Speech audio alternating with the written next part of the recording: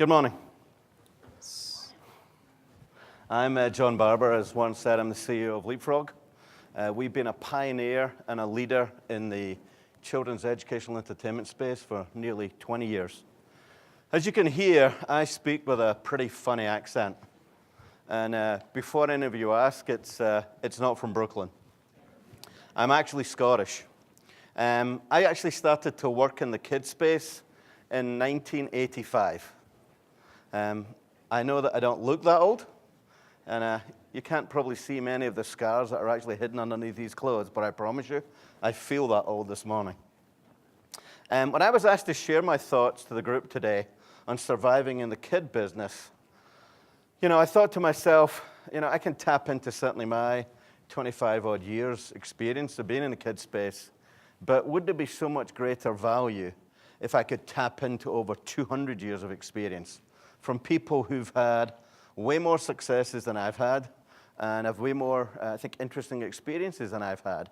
So the first thing I did is I emailed a bunch of friends across the business, and I said to them, hey, my PR group has signed me up for some talk at CES, and they want to talk about surviving in the kid business. And can you give me some anecdotes and some tips that you guys have from your years of experience in the space, and let me know what you think? And amazingly, this was about 4 weeks before Christmas, I suddenly get in these notes and notes and notes from these incredible people on ideas and thoughts of how to survive in the kid space. So today, I'm going to touch upon the top 10 tips that comes from this abundance of experience and success. The first tip is harness the power of play. Play is fundamental to the development of children. Play is like one of those teeny little sponges that you throw in water and expands to the size of a house. It's a very small word, but it has a very big impact on children and has a very big impact on all of us as adults. Creating products, whether they're hardware products or software products, that are compelling, that are engaging for children, right, is a very worthy cause here. It truly changes kids' lives. And too often, people don't focus enough time on the play element. Everybody gets energized and passionate about the hardware without really sitting back and thinking about what's it doing to enhance play. At the same time, all play is not created equally. It's important to recognize what is truly open-ended, what is engaging, what is compelling play, versus the traditional short-term watch me. I'll give you a great example. It's a product that's been around for, It's been a product that's been around for years. It is the penguin climber. I guess many of you people have seen these. It's been a big popular around the world. It's quite captivating to watch those penguins climbing those stairs time and time again and squishing their way down to the bottom. And you can get caught up in this and think to yourself that, wow, this is a really great toy. The reality is when you put it in front of a child, since there's absolutely no participation in play, they watch it for the first 5-10 minutes, and then they suddenly push it aside and they go play with something else. So I think it's important as you look at play to dig deeper in the concept of play than just, hey, the kids find it interesting. You've got to look at it from a sustaining, compelling, and engaging standpoint, because most of the great products out there bring kids back time and time again to play with them. It's hard to succeed in the kid business without an understanding and an appreciation for the incredible power that play has in the lives of children. Tip number 2, kids' products are trendy, but play is timeless. Children have been playing with dolls for over 1,000 years. This year's latest iteration of the doll, which has been very successful, is Monster High from Mattel. The same goes for battling tops. People have been battling tops for hundreds of years. Again, today, the latest success iteration is Beyblades from Hasbro. It's unlikely that we are going to come up with new play patterns. Right? It's a little bit like when you go to script school to write movies. They tell you, really, there's only 10 movies. There's only 10 themes. There's only 10 stories. Right? Beyond that, every single movie is just a play in one of those 10 things. Well, the same goes a little bit in play patterns, right? There's only a certain number of play patterns out there. Now, what makes this business thrive and what makes this an exciting business, it's how creative people can take those basic play patterns and through creativity and innovation, bring them to life. That's the job that we all have here. So it's important to recognize, again, to focus on how you're going to bring the play pattern to life. What are you going to do to it? What are you going to bring to it creatively, either through an IP or a technology or a new way of looking at the play pattern? Number 3, don't be limited by traditional thinking. What do I mean by that? Well, I'll start by asking a question, and a very simple question at that. What's a toy? I'm sure each of you could take up a piece of paper and list 10 toys in your mind, because you're going to look at it from an adult standpoint. It's pretty clear to recognize that Transformers, they're pretty much toys. Barbie, well, you know, it's pretty much a toy too. But what about an iPod? Is that a toy? Would you have had that on your list of toys? I would suggest most adults definitely wouldn't have that as a toy. Yet, if you look at the Oxford Dictionary, the definition of a toy is an object for a child to play with. In my book, an iPod's definitely a toy. In fact, it was probably one of the most popular toys of the last 5 years in the marketplace. You're just not going to see it winning very many toy awards. We have a playroom in our office where we have thousands of research groups running every year. And as a kind of interesting way of looking at it, and part of a theme of this story is looking at life as a child, because I think to be successful in the child business, you need to acutely understand the way that children think differently than adults, right? I went and asked children what their favorite toy was. And their list would be totally different than your list, because their lists cover things like a soccer ball. They cover things like drums, right? A dress. Interestingly, they're closer to the real definition of a toy than most adults consider what a toy is. So I think it's really important as you get into this to not be seduced or restricted by thinking as an adult. Let me give you an example of that a little bit. The stick. When I was a poor kid in Scotland, that was a great toy. Right? You can be surprised about the imagination that came from that toy. And it was dead cheap. Right? Right? But that is as much a toy as the Transformers in the hands of a child. And there's a very important message in this. Do not be restricted by traditional thinking. In a lot of ways, it's totally wrong. Okay. What's next? Think like a child. Kind of fits nicely, doesn't it? Sam McNary does a good job, I believe, of defining a child and the way the child looks at things. I know lots of people from my 25 years in this business who say, what makes me successful in the kid business is I'm just a big kid. I'm sure you each have had of it as well, whether it's in the digital world or the hardware world. What makes me successful is I totally understand what it's like being a kid. Yeah? Well, if there's one thing you take away from this, usually that's crap, right? Because it's very tough to think as a kid when you're an adult. And let me tell you why. Just look at this definition, right? Don't just cursorily read it. Really think about what's been said here. How many adults do you know that live in a world and are accepting to live in a world and feel comfortable in a world that's incomplete?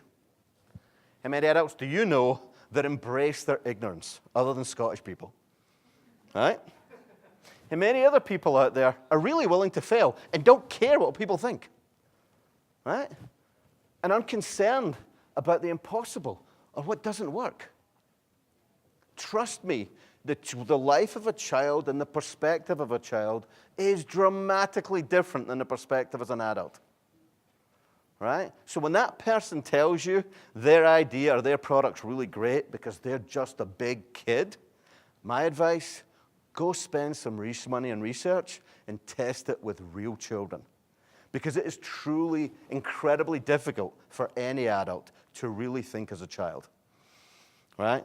And I've seen many products that have been developed over my time where people who have kind of professed as being child experts have said with great confidence, this is going to be a great product for a child.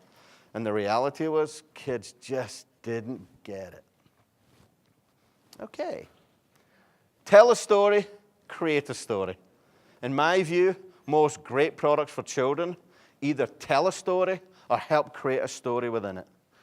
Storytelling has been a way of communication for thousands of years, right? It actually helps memorization.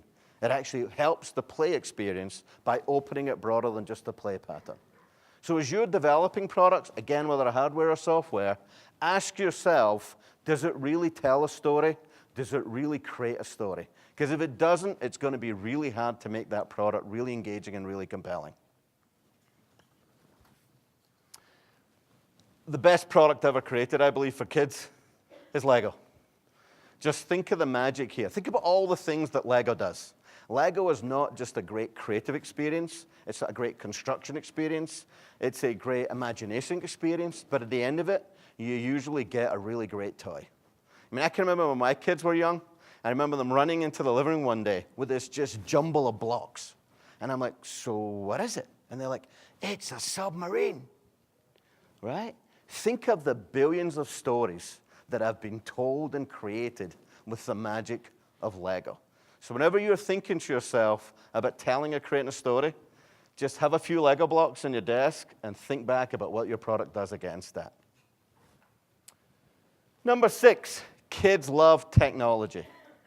There's no shortage of statistics that demonstrate children's willingness to embrace new technology. Remember Sam McNary. They're not like us. They don't care about what people think, and they have no fear of failing. Everybody recognizes that children are great early adopters of technology. But I would suggest look deeper. I actually believe they're great bellwethers of the future as well. Because today's children are tomorrow's adults. So if you want to get a sense as to what's happening in the future, and as the great Wayne Gretzky, when he was asked about what makes him a better hockey player than everybody else, and he said, I skate to where the puck is going rather than where the puck is. Don't forget the opportunity of looking at what children are doing as a bellwether of the future. Just look at their adoption of new technologies here. And if you want a good sense as to where things are going in terms of consumption of media, there's some pretty amazing statistics out there that show us, I think, a very interesting path to the future. Number 7, it's a transmedia world. It's important to recognize that while the TV is still the most important screen in the home, there are many other screens that are developing and growing in the minds of a child. And children seamlessly will experience media across multiple devices. They don't think the way we think. They are way more flexible. There's a good reason why most adults give their child the remote control to program. There's a good reason why more children can solve the Rubik's Cube than adults, right? Again, if you want a bellwether into what's happening in terms of technology and media, it's pretty clear. Kids are embracing it in a very big way, and that, again, will be a big bellwether for how I believe media is going to be consumed in the future. Oh, sorry. Drive for show, putt for dough. Any of you guys who have played golf will kind of have heard this before, which is the concept of the person that takes that big, long drive, the Tiger Woods who hits it 300-odd yards up the middle. They got all the show. They got all the press. They got all the excitement. But if you actually look at the professional world, it's the golfers that putt the least number of putts that actually win most of the money, right? And I think the same goes a little bit in this business, is if you walk around the show right now, you will see thousands and thousands of devices out there. Hundreds of TVs, hundreds of different TVs, hundreds of different tablets, right? How do people differentiate them? Because with respect to most parents out there, they're kind of the same. They kind of do the same thing. And I believe strongly it's about the content. The future's about content. It's the content that changes children's lives, not the bells and whistles and the piece of hardware. And I think that's an opportunity for all of us. I think recognizing that the media device may be the entry point into the home, but in the end, if there's not great content and there's not unique content for children to play and experience in it, then the likelihood is it's not going to be used and they're not going to buy another one as we go forward. We pulled some interesting research there. We're looking at kids' tablets. Interestingly, the number one criteria for parents choosing a kid's tablet was the educational content available within it. Right? Again, content is king. Lastly, know who to listen to. This is kind of a little bit tongue-in-cheek. Listen to parents, but pay attention to their kids. Listen to retail buyers when they're right. Listen to analysts and experts. They have selective recall on their past predictions, so they're always right. Listen to studios and licensors, because they have the best parties. Listen to historical trends. Understand them before you ignore them. Listen to competitors, because you know what? They're always right. And listen to consumer research, so you can quote the data that justifies your plans passionately to customers. In all seriousness, listen to your mentors, your network, your smart friends with proven track records, because they're the people actually who will have a bigger impact in your decision making. It's interesting. Kenneth Blanchard, who wrote The 1 Minute Manager, I think he sold over 13 million copies of that book, I think put it very clearly to me. None of us are as smart as all of us.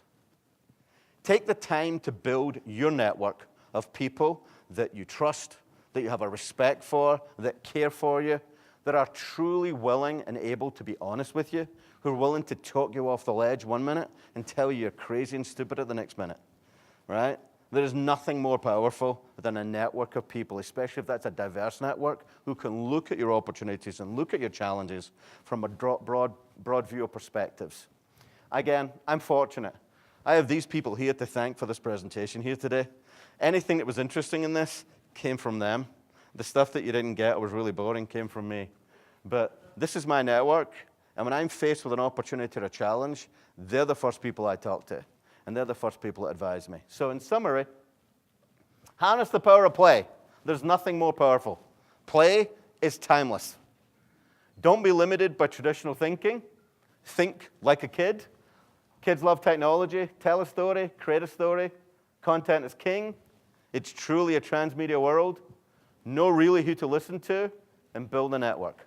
Thank you very much.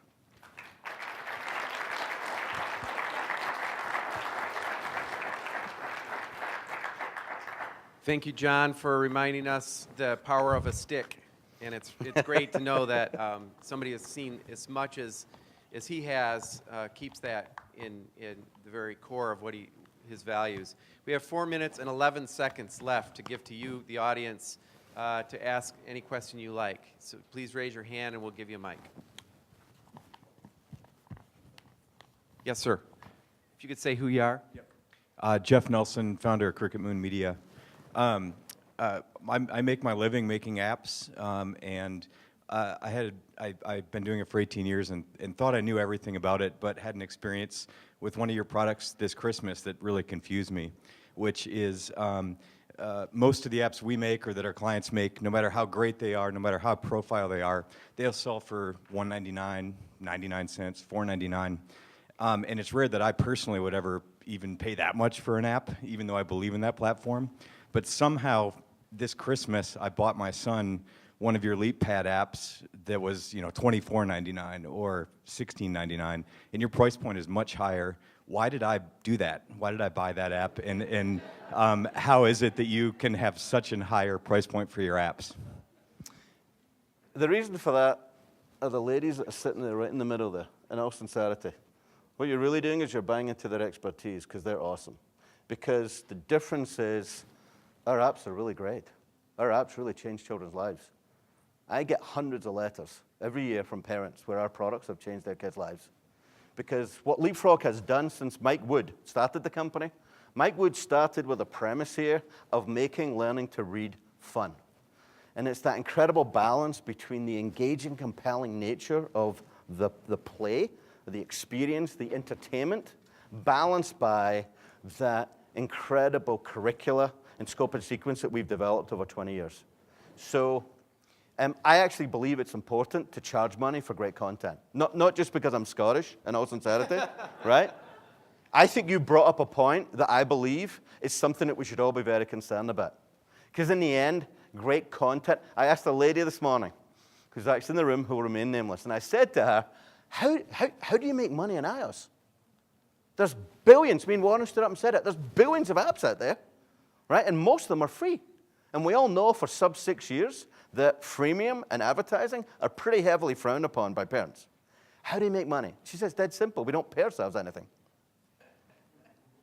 That's not a sustaining business model. It's fabulous to develop great content out there, but in the end, you kind of want to get paid and you want to be able to invest in newness and driving the business forward.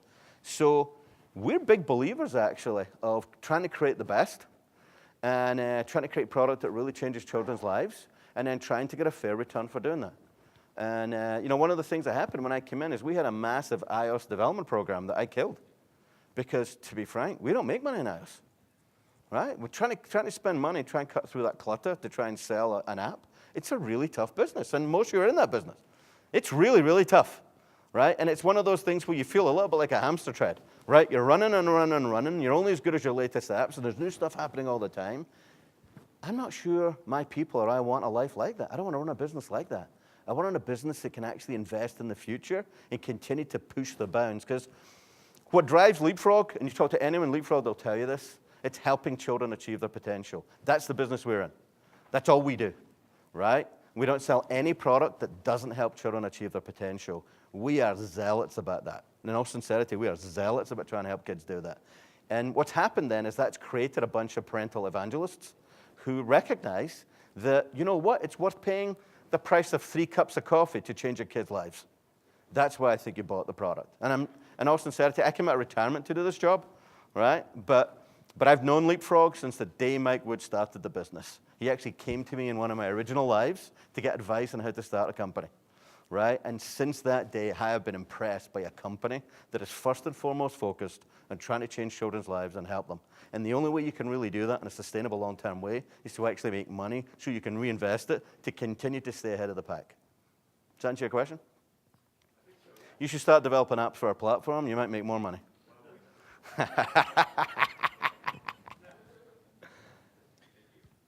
As you can tell, I feel very strongly about it. I think the free app business is not good for kids. I really, truly do. I think most of the apps, Warren kind of disagrees with me on this, but I think most of the apps on iOS aren't very good. They're either wrongly age graded, they're either very, very limited snacks of education, they're full of mistakes, and I don't think we're doing justice for our kids to deliver that product to them. It's not something we would try to do.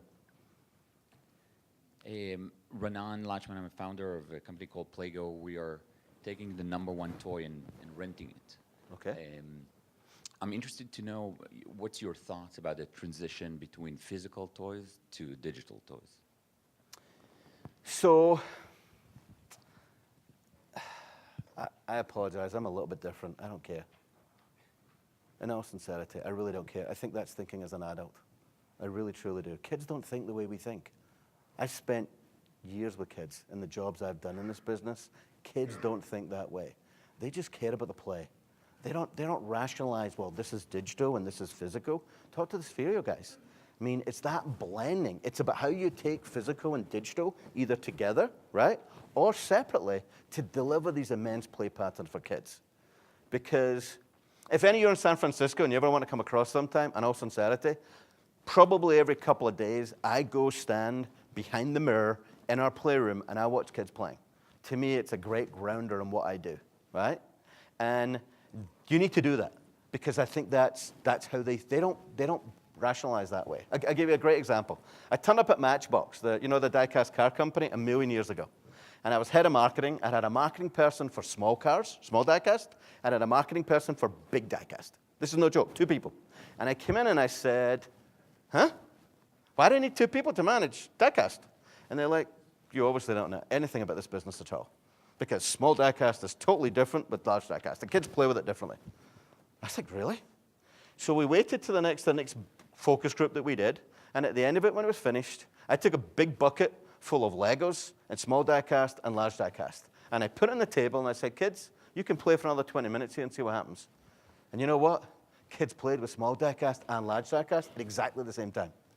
They don't think the way we think, right? And so my comment would be is, to me, anything that delivers really great play for kids, right? And I'm actually, the difference for me is the difference between play and media consumption, right? I'm not convinced that, and I'm pretty outspoken about this, that what's happening right now in tablets is actually good for kids, right? Because I don't think it's a substitution of media consumption. I think it's a magnification of consumption. And I think that's taking time away from kids who actually could be out either doing physical play, right, or actually learning stuff. And I don't think that's good, interestingly. I don't think having a new portable TV, right, or non-educational gaming device is actually good for kids. But everybody's entitled to their own opinion. But for me, it's the world isn't about physical or digital. It's about great play. Sorry.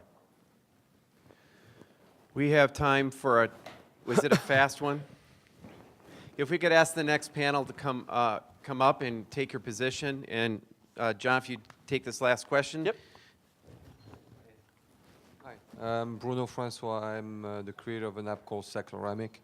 The question I have is, in an app for kids, are you able to actually analyze the content, the usage, the analytics from the app from kids, and try to make sense of it since they don't think like us? So if there's such a thing as reincarnation, I want to come back to this world with your accent. In all sincerity. It is the Can you say that sexiest- again? Just give us the sound of your voice. That's sweet. We're on a You know, really. I with like that your body accent. and your accent, I'll tell you, we'd be golden. Yes, we can.